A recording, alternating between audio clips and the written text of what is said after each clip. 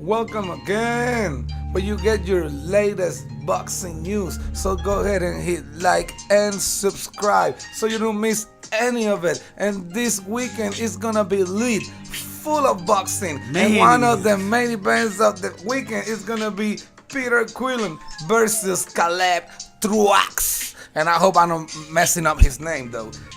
Caleb Truax is 30 wins, 4 defeats, 2 draws, and 19 knockouts. And he will be facing former middleweight champion Peter Quillin, which is 34 victories, 1 loss, 1 draw, and 23 knockouts. This fight will be this Saturday, April 13 at the Armory, Minneapolis, and it's gonna be televised on Fox Sports at 10 p.m. Eastern Time. This gonna be actually a good card. We're gonna have in the undercard is gonna be Sergey Devyashenko that we just saw him losing unanimous majority decision against Daniel Jacob for the IBF title, and he's gonna be in an IBF eliminator against Jack Kulkai in a 12-round bout.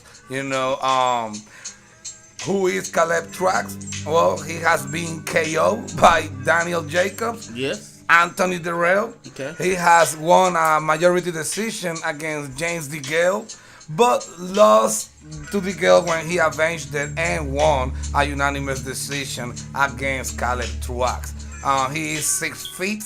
He got a crazy 75-inch reach. That's retarded. That is retarded. Yeah. I mean, you think about it, the reach alone is just gonna be retarded. Yeah, it's crazy. You don't hear about that reach Peter Quillin gonna have to show often. up. You know what I'm saying? He's gonna have to show up. I mean, when the last time Peter Quillin fought? Well, he fought recently. And by the way, Caleb Truax is 35 years old. But that tells you about that. He lost. He has been stopped. He has been KO'd by Jacob. Anthony Darrell, he got victories or close decisions against James DeGale. But that tells you right there that he's been out there with some great caliber of fighters. Yeah, the opposition has been beautiful. Yeah, he got good opposition. Has been there with great fighters, top contenders, top champions. Yes, champions. And what can we say about Peter Quillin? Shit, Peter Quillin, also 35 years old, well, 6 feet and 1 inch, if I don't mistake. His reach is 71 and a half. He lost to Jacob as well by TKO in the first round. That was, that fight was amazing. It was amazing. It was crazy. He did beat Leon Love by unanimous decision in his last fight. That's who he did beat. Yeah, he did beat. But it is what it is. Leon Love is not like the greatest fighter either, but Peter Quillin is a well-respected fighter. Yeah. He got a good resume. Good resume. He has been there with a lot of people. He had wars with Gabriel Rosado, Andy Lee, and that's crazy now that I say Andy Lee, because we know what's his name? Peter Quillin vacated his middleweight WBO belt back then because his advisor Al Heyman told him to do so, right? And he was gonna perform in Hollywood, and he was gonna go for a movie acting or whatever. But now, if we really look at the big picture and we do an unbiased assessment, you could also say that Peter Quillin dropped that belt because he just was simply ducking Matt Kotovov, who was back then undefeated, and he had to go against Andy Lee for that very same belt, and ended up getting stopped by a legendary right hand of Andy Lee. I'm sorry. But now we look at the picture, and this is the same Matt Kotovov that made Luke Charlotte horrible in his last fight.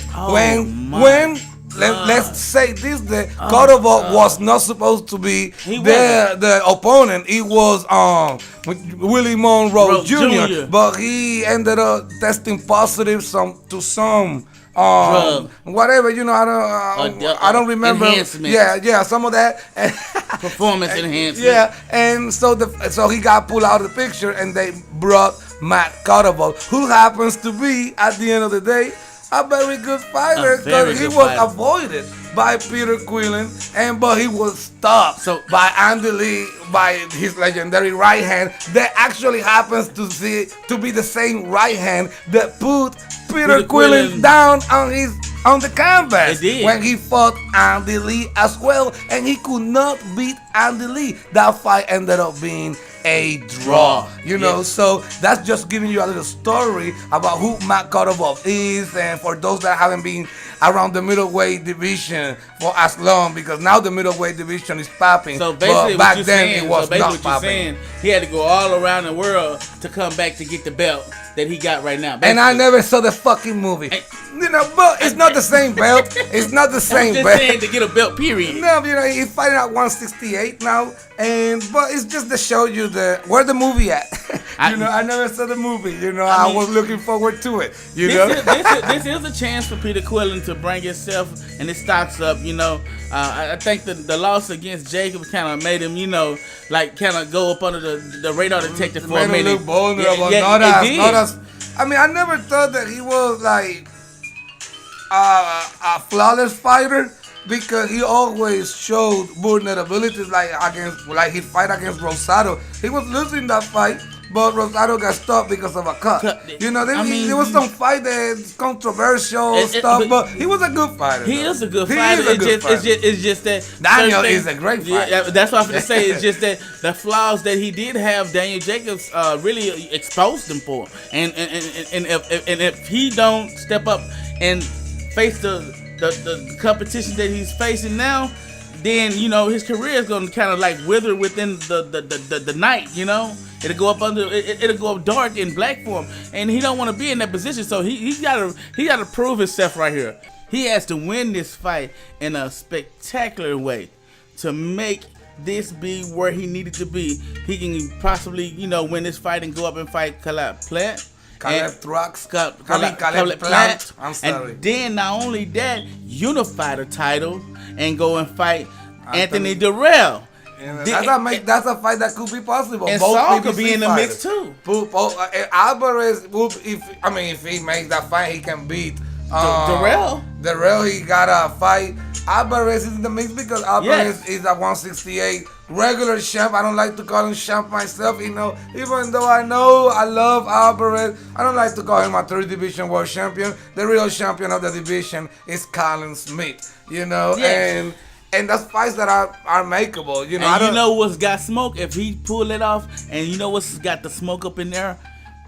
Daniel Jacobs is still in the loop. Oh yes, if he wins those fights, he can be, he can be a unified fight champion. Yes, and he could win. Daniel Jacobs, win or lose or draw to Canelo Alvarez, he's still a superstar. He's making millions, and that will be something sweet to attract Daniel Jacob to fight, win, lose or draw against Canelo Alvarez. Yes, you know, but Truax is a good fighter. You know, Peter Quillin cannot look bad. He can't, and he always do not look great. He always find a mysterious way when he's at the top level of competition. Not even top level, but the C-level fighters. And he never gets to surpass that level. And that's the only thing that's keeping him from actually blossoming like he want to blossom. You know, hopefully he gets to beat this fighter. I actually got him winning this fight. Well, I don't give him. I'm going the other way.